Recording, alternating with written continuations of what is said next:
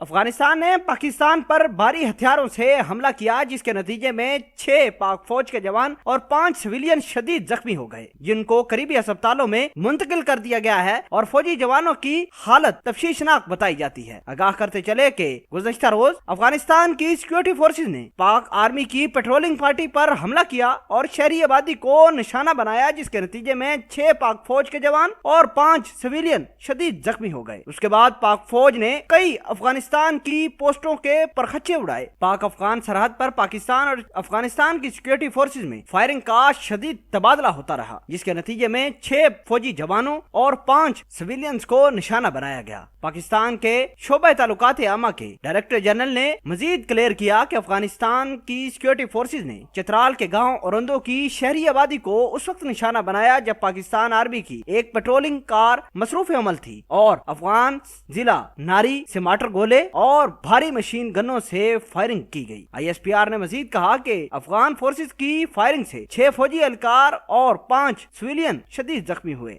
ISPR کا مزید کہنا تھا کہ پاک فوج نے جوابی کارروائی میں افغان سرحدی چوکیوں کنسی اور دلبر کو مؤثر طور پر نشانہ بنایا، ان کی چیک پوسٹیں بھی تباہ ہوئیں۔ ISPR کے مطابق عسکری سطح پر رابطے کے بعد فائرنگ کا تبادلہ رک گیا۔ یاد رہے کہ پاک افغان سرحد پر پاک فوج بھاڑ لگانے کے کام میں مصروف ہوتی ہے اور اس دوران افغانستان کی جانب سے متعدد بار شرپسندوں نے فوجی جوانوں کو نشانہ بنایا، جس کے نتیجے میں کئی شہادتیں پہلے بھی ہو چکی ہیں اور آج بھی پاکستان کی سیکورٹی فورس کو نقصان ہوا ہے۔ ناظرین گرامی، ISPR نے مزید کلیئر کیا کہ پاکستان آرمی کی مؤثر کارروائی کی بدولت افغانستان کی چیک پوسٹیں مکمل طور پر تباہ ہوئیں، وہاں چیخو پکار کی آوازیں بھی آتی رہی اور افغانستان نے فوری طور پر ہمارے اعلیٰ حکام سے رابطہ کیا اور فائرنگ بندی کا مطالبہ کیا۔ ناظرین گرامی، یہ وہ لوگ ہیں جو نہیں چاہتے کہ پاکستان میں اسٹیبلٹی آئے، اور پاکستان جب ان پر اٹیک کرتا ہے، پلٹ کر وار کرتا ہے، تو یہ رونا شروع کر دیتے ہیں۔ افغانی وہ لوگ ہیں جو ہمیشہ کی طرح پاکستان کا نقصان ہی سوچتے ہیں اور پاکستان کو نقصان پہنچانے کے لیے ہمسایہ ملک بھارت کی مکمل سپورٹ حاصل ہوتی ہے۔ افغانستان سے مختلف ایجنسیاں پاکستان پر حملہ کرنے میں مصروف عمل ہوتی ہے، راہ ہو،